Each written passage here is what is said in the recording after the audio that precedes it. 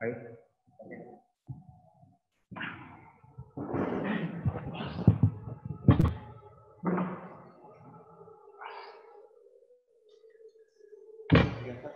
Ayo, ayo.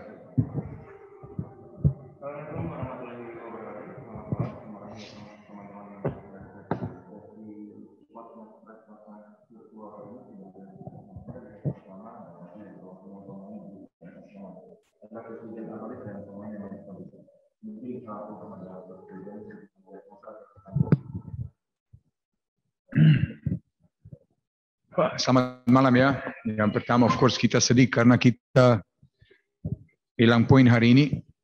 Dan dari pertandingan hari ini kita ada dua muka, babak pertama dan babak kedua. Babak pertama saya pikir kita main bagus sekali, disiplin, dekat sekali di tengah, kontra-atak satu dan kita bisa masuk gol.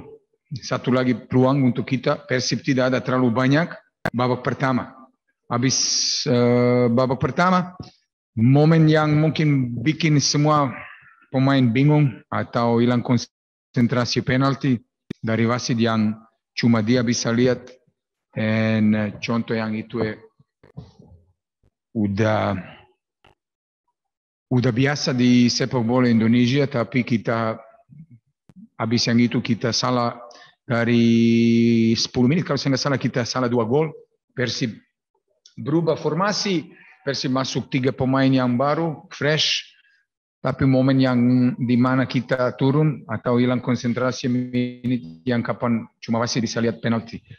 Kita coba berubah sistem sama babak kedua, tapi resultnya sudah 3-1, 4-1 lagi, 3 gol dari free kick atau dari headingnya. Dan ya sudah selesai, kita harus fokus ke game yang depan lawan Bali. Dan kita harus lebih bagus. Tapi saya cuma dan semua coaches kita cuma sedikit kecewa karena babak pertama kita tetap disiplin dan yang lain dan kita punya hasil yang bagus. Tapi terakhir kita kalah hari Persib Bandung hari ini.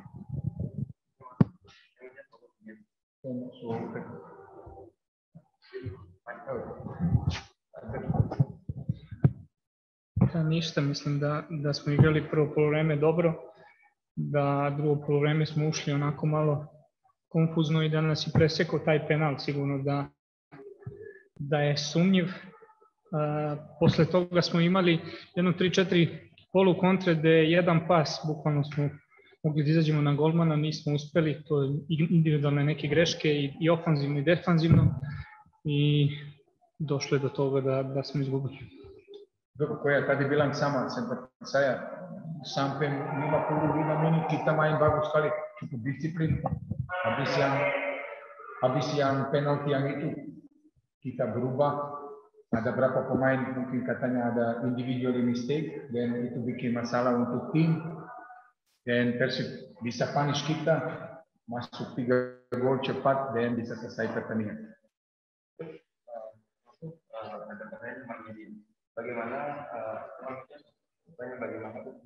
penalti apakah memang membantu teman-teman pemain? Lihat, kita sudah lama bicara untuk wasit dan kalau kita lihat berapa pertandingan terakhir semua kita komplain tapi protes cuma tetap terus itu. Nanti kita lihat wasitnya manusia dan dia bisa salah. Kalau kita salah kita pasti ada hukum berarti. Saya minta maaf.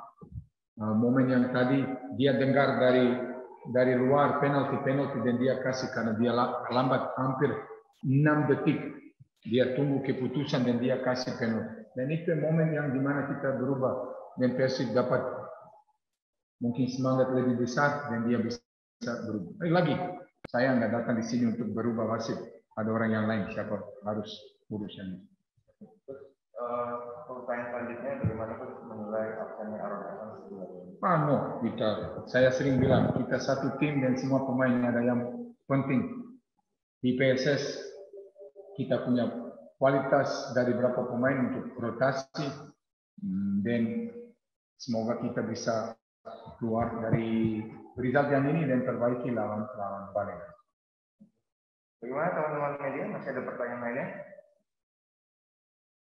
Jika tidak ada, kita cukupkan. Terima kasih ya. Iya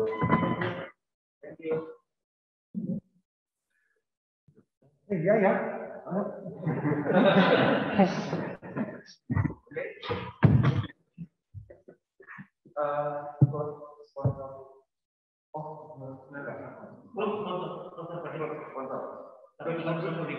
Oh, kamu ya?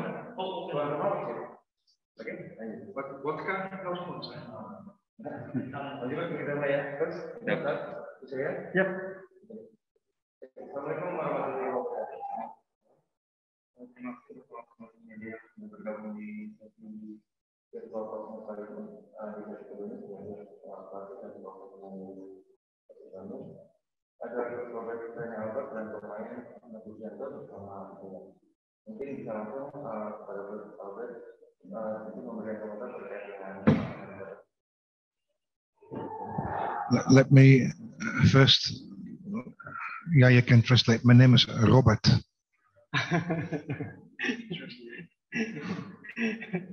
Kalau bisa bilangin ke Robert aja. Robert, yeah. Yeah, it was two different halves from Persib Bandung side.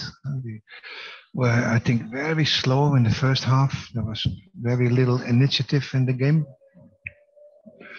We also had a different formation that we thought would work against Lehman, where we work more on the speed, but it didn't really work. We were slow overall. We made our own mistakes. Sleeman played very defensively, like you call it parking the bus in football terms, and waiting for us. And then you need to be very clever in your approach, and we were not really that clever. We lost the ball unnecessary. Second half, we changed the formation. We changed the style of play. Very bad tactical move, of course, but it paid off.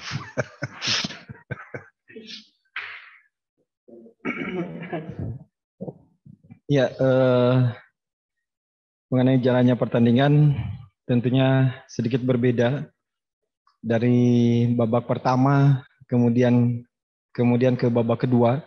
Babak pertama kita memainkan bola lambat ya, kemudian tidak diiringi dengan speed dari beberapa pemain yang seharusnya bisa memanfaatkan situasi itu, dan kita melakukan kesalahan sendiri di babak pertama. Kemudian di babak kedua kita coba ganti dari permainan yang terjadi di babak pertama. Karena di babak pertama sebelumnya formasi ini memang belum pernah kita pakai dengan menempatkan Ezra di depan seperti itu. Tapi kita sudah bicara, kita sudah mencobanya.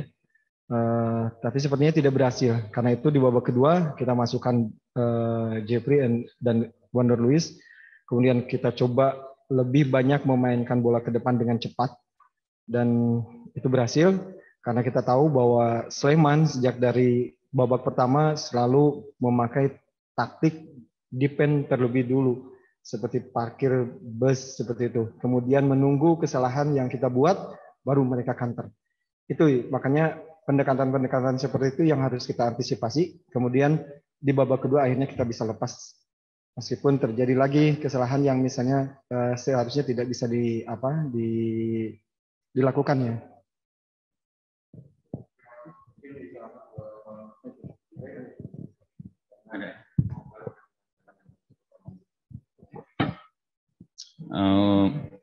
Sulit memang melawan tim yang full bertahan seperti Sleman dilakukan tadi di babak pertama, dan kita pemain seperti kaget dan tidak cukup untuk memberikan kreativitas pada saat bermain tadi di babak pertama, dan tapi babak kedua kita semua komitmen tidak masalah. Untuk babak pertama kita kalah 1-0, kalah 2-0, kalah 3-0, tapi bagaimana di babak kedua kita bisa merubah pertandingan dan kita keluar di 90 menit terakhir dengan kemenangan, dengan kebahagiaan. Itu yang penting.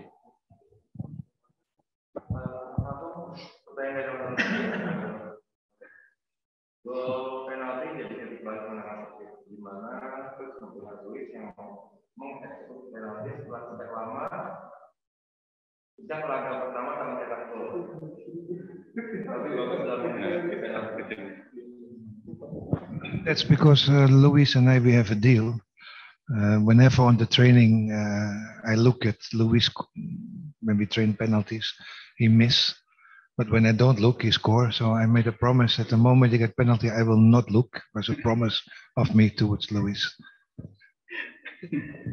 Sebetulnya tadi ketika Luis mendapatkan penalti, saya tidak melihat. Karena di beberapa kali latihan, kita mencoba membuat latihan penalti, Wonder Luis itu selalu gagal menciptakan gol. Makanya ketika dia punya keberanian untuk mengambil bola kemudian melakukan tendangan penalti, jujur saya tidak melihat. Jadi saya balik badan.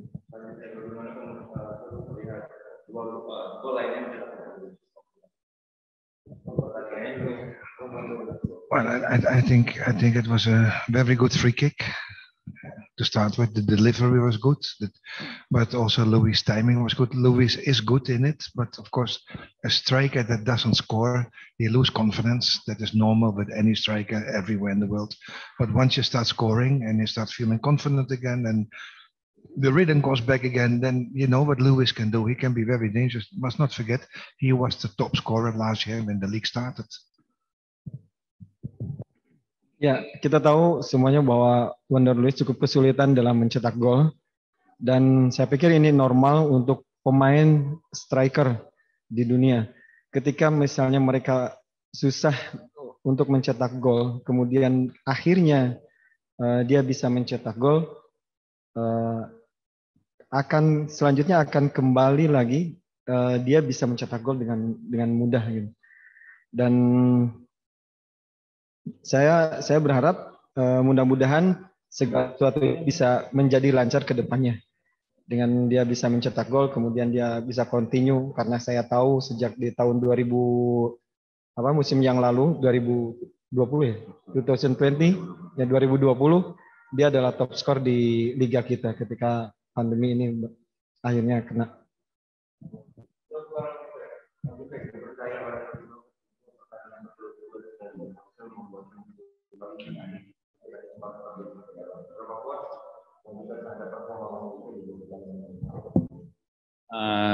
Sebagai pemain pasti kita harus selalu merasa kurang, harus selalu merasa ada yang harus kita perbaiki ya, khususnya tadi saya di pertandingan tadi membuat kesalahan, dan itu saya merasa tidak akan mau mengulangi lagi di pertandingan berikutnya. Dan kita sebagai pemain kapanpun kita main kita akan siap gitu, terlepas dua hasil bagus kemarin, dan saya rasa itu bukan hanya kerja keras saya sebagai pemain sendiri, itu juga kerja keras semua pemain, dan ya itulah.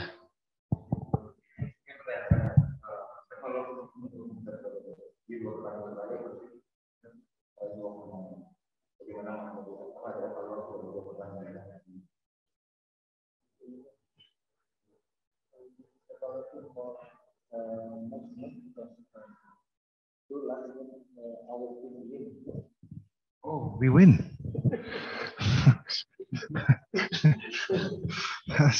Well, we are still on track.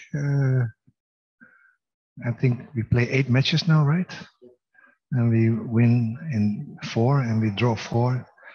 We play Semarang, that is also have not lost. There's only 2 teams that have not lost, but right now Semarang has a better defensive goal record. So there's no surprise they are leading at the moment, but it can change now.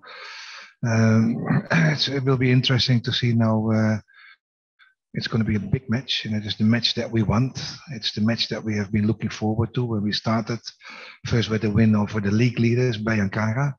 And now at the moment, Bayangkara has not played yet, but at the moment Semarang is the league leaders. So our task is to overtake that and slowly but surely taking step by step towards the top of the table.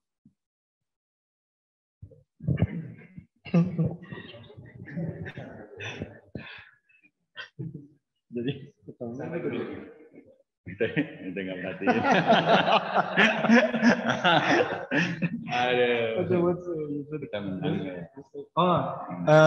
Saya pikir kita masih dalam track yang kita rencanakan ya. Kita sudah main 8 kali, 4 menang, kemudian 4 draw. dan sementara ini kita sudah memainkan 8 sama dengan PSIS Semarang. Hanya satu pertandingan di klasmen yang paling tinggi itu Bayangkara belum main sehingga menjadi sama dengan kita. Pelan-pelan tapi pasti kita akan bekerja terus untuk mencapai posisi puncak sehingga kita bisa mengambil posisi klasmen yang paling atas di klasmen liga. Itu.